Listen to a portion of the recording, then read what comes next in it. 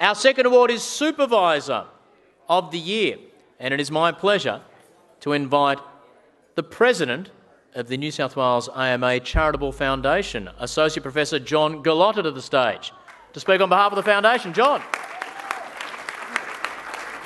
Thanks, Adam. Thank you very much, Adam. And it's a pleasure on behalf of the AMA New South Wales Charitable Foundation to present this award. And a little bit of a serious note, ladies and gentlemen, this is presented on behalf of the late Draga Popovic, or Poppy, as she was more affectionately known. She was born in 1940 in Varac, a small town in Serbia, and she was a much-loved medical practitioner and an extremely valued member of the AMA, both state and federal. The loss of Poppy in 2010 was and still is a significant loss to her family, friends, former students and colleagues, including myself, and indeed the entire medical profession. Her incredible life story never fails to surprise those that didn't know her as well as those in the AMA did. From early childhood years in Serbia during World War II to becoming national tennis champion of her country at the tender age of 17.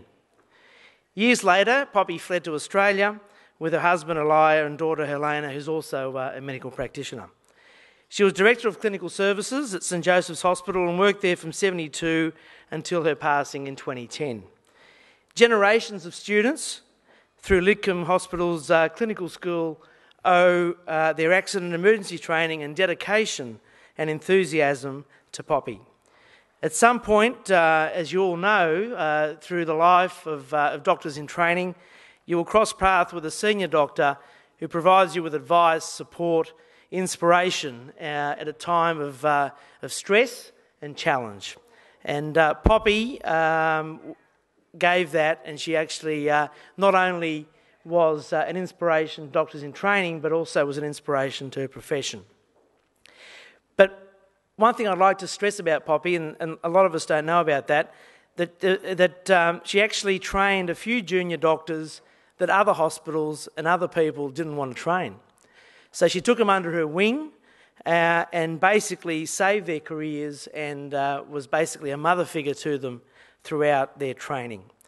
So it is fitting then that Supervisor of the Year award has been named after her in memory of her caring nature and tireless dedication that Poppy had to junior doctors and to her profession. So this award is really a testament to her, and on behalf of the AMA Charitable Foundation, I'd like to congratulate the winner.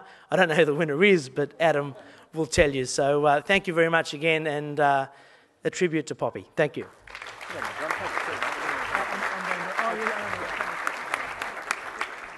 Well, thank you very much, John. Given what you've said, when you hear a few words about our winner, I think you'll realise it is a most appropriate and fitting choice.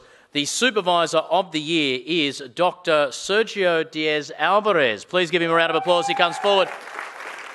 A highly respected staff specialist at the Coffs Harbour Health Campus, nominated for this award due to his exceptional commitment to JMO education, training and wellbeing. Dr. Diez-Alvarez is always approachable and ready to provide advice on patient care, career matters, or to debrief and support junior staff after difficult or adverse events. His mentorship is greatly valued to the extent that his general medicine term is a highly sought-after rotation by RMOs and medical students alike. He also runs voluntary lunchtime teaching sessions for JMOs throughout the week on topics that are suggested by the JMOs themselves to address areas of interest or weakness that are presented in a manner which is engaging, comprehensive and encourages the development of clinical acumen and decision-making abilities. These teaching sessions have become recognised by Westmead RMOs as one of the highlights of a secondment to Coffs Harbour.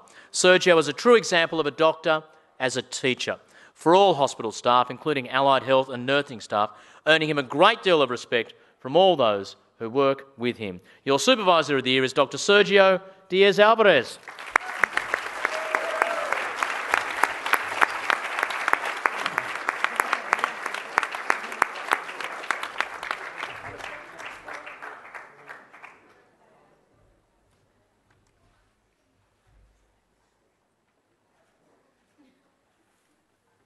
Sergio, please.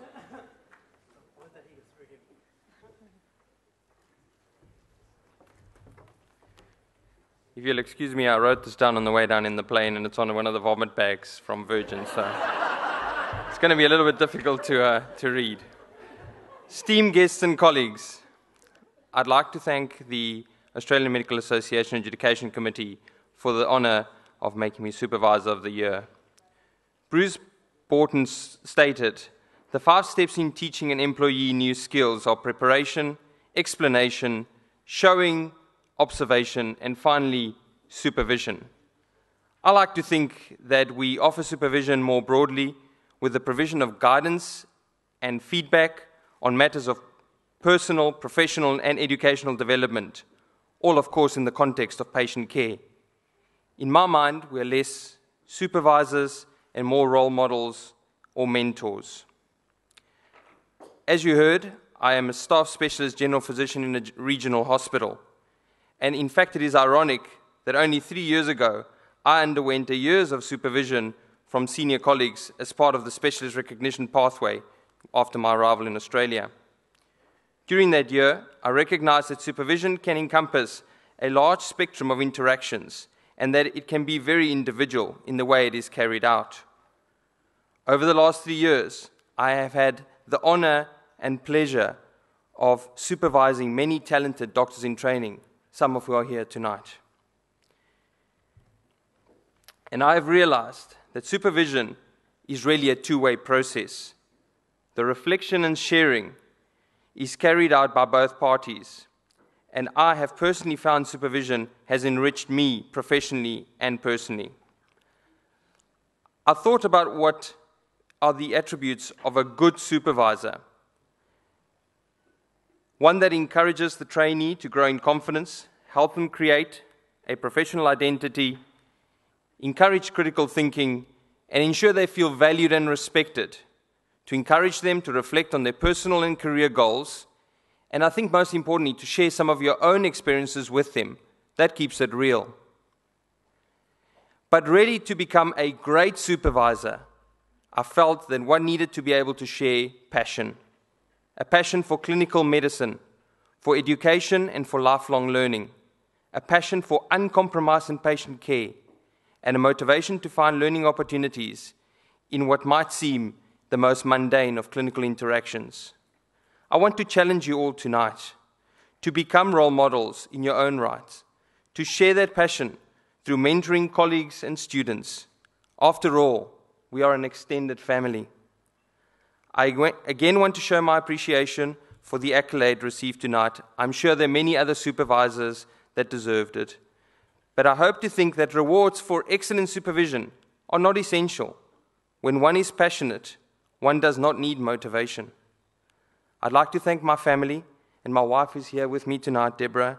She taught me the value of reflection and listening, skills that have served me in good stead as a supervisor. I will finish off with something that I found very inspiring from Galileo Galilei, who said, "You cannot teach a man anything. You can only help him discover it within himself." Thank you very much.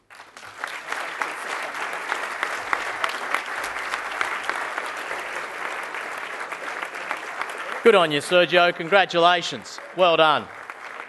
Thank you, John.